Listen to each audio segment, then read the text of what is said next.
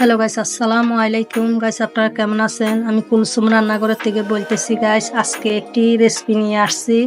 এখানে এসে 5 কেজি ওজনের একটি মিষ্টি কুমড়া আমি এখান থেকে কেটে 1 পিস মিষ্টি কুমড়া নিয়ে নিব। নিয়ে এই মিষ্টি কুমড়া দিয়ে আজকে সুন্দর একটি লোভনীয় রেসিপি তৈরি করব। গাইস, আপনারা আমার সাথে থাকুন। মিষ্টি কুমড়াটা আমি সুন্দর করে চামড়াটা ফেলে দিব। ফেলে দিয়ে ছোট ছোট করে কেটে পিস করে নিব। আজকে মিষ্টি কুমড়া আমি সিমের বিচি দিয়ে মাছ দিয়ে রান্না করব। আসলে সিমের বিচি দিয়ে মাছ দিয়ে রান্না করলে অনেক অনেক মজা লাগে খেতে। আমার কুটা হয়ে গেছে।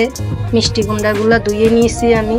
এখানে আমি পেঁয়াজ কুচি, রসুন কুচি দিয়ে একটু লাল করে নিলাম। তারপর হলুদের গুঁড়ি 1 চামচ, মরিচের গুঁড়ি 1 চামচ, ধনিয়ার গুঁড়ি 1 চামচ, রাঁধুনি মশলা 1 চামচ দিয়ে ভালো করে লেড়ে দিব। লেড়ে একটু পানি দিয়ে দিব। তারপর এখানে 2টি টমাটো দিয়ে ভালো করে লেড়ে সেড়ে একটু পানি দিয়ে ভালো করে কষাই নিব। কষায় আবার মাছগুলা দিয়ে দিব গাইস। এখানে সিমের বিচিগুলো আমার টালা হয়ে গেছে আগে।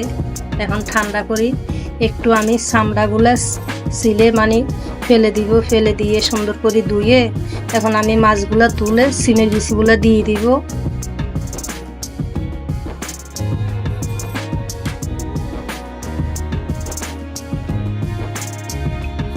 সিমের বিচিগুলো এখন দিয়ে দিব। দিয়ে ভালো করে কষাই নিব। কষাই তারপরে মিষ্টি কুমড়াগুলো দিয়ে দিব। আসলে এভাবে সিমের বিচি দিয়ে রান্না করলে অনেক অনেক মজা লাগে খেতে। আপনারা যদি কখনো সিমের বিচি দিয়ে এভাবে রান্না না করেন, একবারই হইলে এভাবে আপনারা রান্না করে দেখবেন, অনেক অনেক মজা লাগবে। ভিডিও যদি আপনাদের থেকে ভালো লাগে বেশি বেশি শেয়ার করে দিবেন। লাইক দিতে ভুলবেন না, লাইক করে দিবেন। আর কুলসুম রান্নাঘর সাবস্ক্রাইব করে দিয়ে আমার পাশে থাকবেন। কত সুন্দর লোভনীয় হয়েছে মাছ।